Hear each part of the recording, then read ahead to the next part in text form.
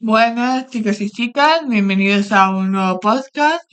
Hoy analizaremos uno de los procesos históricos más decisivos para la configuración del mundo moderno, que fue la conquista de América, su justificación legal y la compleja relación entre los conquistadores, la corona y los pueblos indígenas. Vamos a recorrer los orígenes de la ruta oceánica que permitieron estos viajes, las verdaderas razones detrás de las expediciones, las consecuencias culturales y económicas del encuentro entre los dos mundos y el desarrollo de la conquista en sus diferentes etapas. También profundizaremos en los debates jurídicos que intentaron legitimar la dominación y en cómo se organizó la empresa conquistadora, donde la iniciativa privada tuvo un papel tan importante como la autoridad real. Para comprender la conquista de América, primero tenemos que situarnos en la Europa del siglo XV. Era un mundo en transformación donde las viejas rutas mediterráneas comenzaban a ser insuficientes para una economía que demandaba especias, metales y nuevos mercados. Los genoveses y catalanes habían sembrado el germen de la expansión marítima, controlando rutas comerciales en el Mediterráneo y el Atlántico. Sin embargo, serían los portugueses quienes se lanzaron de lleno a explorar las costas africanas, creando una red de factorías y rutas que demostraban que los océanos podían ser navegados sistemáticamente. Personajes como Pedro de Corbija, que viajó por rutas orientales recogiendo información sobre el comercio desde India, o Vasco de Gama, quien completó la ruta por el Cabo de Buena Esperanza hasta llegar a la India, fueron claves. Portugal parecía haber ganado la carrera hacia Oriente, pero entonces apareció una propuesta inesperada. Colón, convencido de que la Tierra era más pequeña de lo que realmente es, creía posible llegar a Asia navegando hacia el oeste. Presentó su proyecto al rey Juan II de Portugal, que lo rechazó por considerarlo arriesgado y científicamente dudoso. Finalmente, Colón encontró apoyo en los reyes católicos Isabel y Fernando, y aunque sus cálculos estaban equivocados, ese error lo condujo a un continente completamente nuevo para los europeos. Ese mundo americano, repleto de cultura avanzada, recursos naturales y estructuras políticas complejas, se convirtió en el escenario de uno de los mayores procesos de transformación global. Aunque el discurso oficial de la época destacaba la evangelización, la realidad es que la expansión hacia el Atlántico y más tarde hacia América se debió principalmente a motivos económicos. Europa necesitaba nuevas rutas hacia las especias, metales preciosos y productos de lujo asiáticos. La caída de Constantinopla en el 1453 había encarecido los productos orientales. Descubrir una nueva ruta directa significaba romper intermediarios, abaratar costes y reforzar el poder estatal. Los motivos políticos y sociales eran que España, recién unificada tras la Reconquista, buscaba consolidarse como potencia. Muchos hidalgos, soldados y aventureros buscaban oportunidades que Europa no le ofrecía. Para la Iglesia, llevar la fe cristiana a nuevos territorios significaba ampliar su influencia. Así, la expansión americana combinó ambiciones económicas, prestigio internacional, fanatismo religioso y deseo de ascensión social. La llegada a América fue un acontecimiento que modificó profundamente la historia de ambos continentes. El descubrimiento rompió esquemas mentales profundamente arraigados, como que la idea medieval del mundo cerrado y armónico saltó por los aires. Europa tuvo que replantearse su conocimiento de la geografía, la botánica, la zoología y la antropología. Se generó una auténtica revolución intelectual que influyó en el humanismo y en el nacimiento de la ciencia moderna.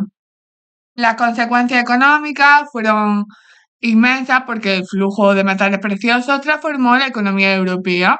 España se convirtió en una potencia imperial y tuvo nuevos cultivos como el maíz, la patata o el cacao que modificaron la dieta europea y la agricultura mundial. Se produjo una ruptura enorme para los pueblos indígenas porque se quebró la continuidad histórica de civilizaciones milenarias, se produjo un colapso demográfico brutal debido a enfermedades, trabajo forzado y conflictos. Las instituciones europeas se impusieron sobre los sistemas políticos, religiosos y culturales muy distintos. La visión eurocentrista interpretó el proceso como una misión civilizadora, cuando en realidad fue una profunda disrupción histórica con efectos traumáticos para la sociedad americana. Aunque la conquista duró apenas un cuarto de siglo, afectó a territorios de dimensiones coloniales. como 250.000 kilómetros en la fase insular o 2 millones de kilómetros en la etapa continental. Sin embargo, esa expansión no fue uniforme. Mientras México y Perú se incorporaron rápidamente gracias a su estructura centralizada, otras regiones como la Pampa Amazonia o el norte de México ofrecieron resistencia durante siglos. Las Antillas fueron el primer escenario colonial y el laboratorio donde se ensayaron todas las instituciones que más tarde se aplicarían en tierras continentales.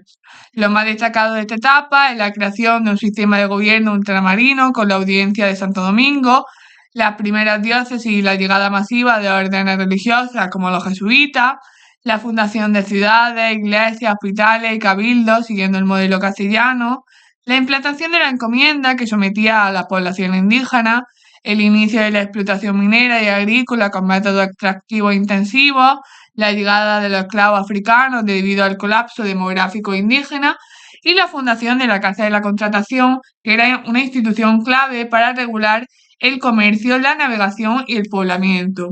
Las Antillas fueron, en resumen, el banco de pruebas de la colonización española. La fase más espectacular y decisiva a que se produjo la conquista de los grandes estados centralizados de América, que era el Imperio Mexica, conquistado por Hernán Cortés, y el Imperio Inca, conquistado por Francisco Pizarro. ¿Por qué eran tan atractivos estos imperios? Porque económicamente tenían grandes reservas de oro, plata, agricultura productiva. Demográficamente tenían la disponibilidad de mano de obra numerosa y organizada, y políticamente existían estructuras estatales complejas que podían ser apropiadas y puestas al servicio del dominio colonial. Además, ambos imperios pasaban por momentos de fractura interna, lo que facilitó la intervención española. El modelo de conquista fue una empresa privada financiada por particulares, que eran los caudillos, pero legitimada por la corona, que otorgaba capitulaciones y reconocimientos a posteriori. Tras los grandes imperios comenzaron las conquistas de regiones más fragmentadas y menos densamente pobladas, con características como que el proceso fue más lento e incierto, hubo una menor organización política indígena, se crearon leyendas como la del Dorado o la ciudad de los Césares, hay una ausencia de grandes riquezas minerales o agrícolas inmediatas y una mayor resistencia y dificultad para sostener el dominio español. Estas áreas tardarían siglos en integrarse plenamente en el orden colonial. Uno de los aspectos más complejos fue el intento de legitimar jurídicamente la dominación española. El Papa otorgaba a los reyes católicos derechos sobre los territorios descubiertos bajo la idea de una teocracia universal. España interpretó esto como un aval para su dominio sobre tierra y pueblo. El requerimiento era un texto que en teoría explicaba a los indígenas la soberanía española y exigía su sometimiento. Fue criticado por su contenido absurdo, que se leía en castellano, en mitad de montaña o selva, y ante pueblos que no entendían ni el idioma ni el contexto. Su función era en realidad justificar la guerra si los indígenas no aceptaban la autoridad española. Hubo varias críticas de personajes importantes como Bartolomé de las Casas, que defendía a los indígenas desde una postura moral, religiosa y muy apasionada, denunció abusos y cuestionó la legitimidad de la conquista. Otro de los personajes importantes fue Francisco de Vitoria, que era la figura más influyente y distinguió entre el derecho divino, el derecho natural y el naciente derecho de gentes, el ius gentium. Negó que el Papa tuviera autoridad temporal y defendió que los indígenas poseían soberanía natural sobre sus tierras. Aún así, justificó ciertos derechos españoles en base a la comunicación, evangelización pacífica y libre comercio. La posición final de la corona, aunque adoptó parte de estos debates, mantuvo oficialmente la doctrina de la donación pontificia, pues reforzaba su autoridad imperial. La conquista fue ante todo una empresa privada organizada por particulares, pero bajo marco jurídico estatal. Las capitulaciones, que eran contratos bilaterales entre la corona y un particular, como Colón, Cortés o Pizarro, tenían el compromiso de que el particular financiaba la expedición y la corona otorgaba derechos, títulos, repartos de tierra o encomiendas. Era un sistema desigual donde la corona imponía condiciones, pero permitía a los conquistadores actuar con autonomía considerable.